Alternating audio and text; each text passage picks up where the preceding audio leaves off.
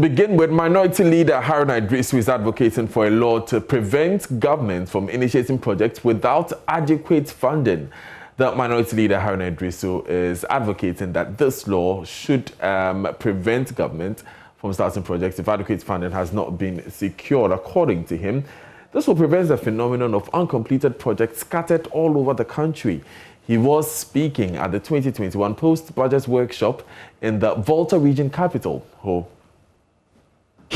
the most instructive of the budget was its theme, and the theme, economic revitalization through completion, consolidation, and continuity.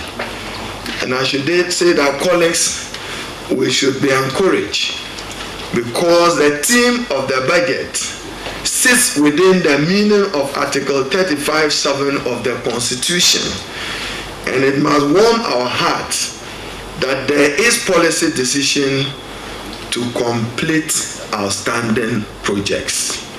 That is how it should be, and this should necessarily include those outstanding projects initiated by the NDC under Excellency John Dramani Mahama, if we are to give true meaning to the provisions of Article 35(7) of the 1992 Constitution.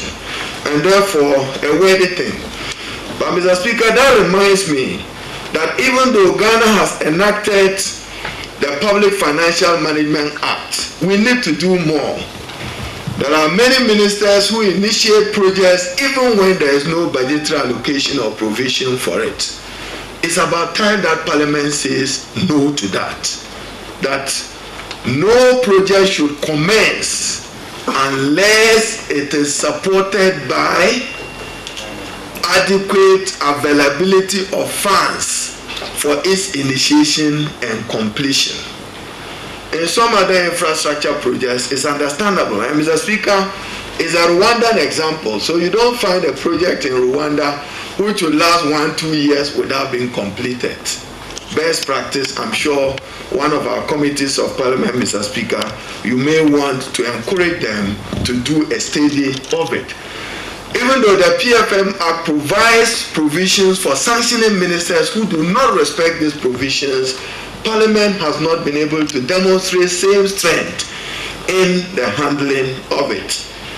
Mr. Speaker, one of the major things that was missing in this budget statement, and since 2014, that has been the practice. The workers of Ghana do not know what their fate is in this 2021 budget, because minimum wage and public sector wages have not been determined and conclusively negotiated and determined. So whatever numbers you have for compensation budget is likely to grow and is likely to erode any gains that may be made.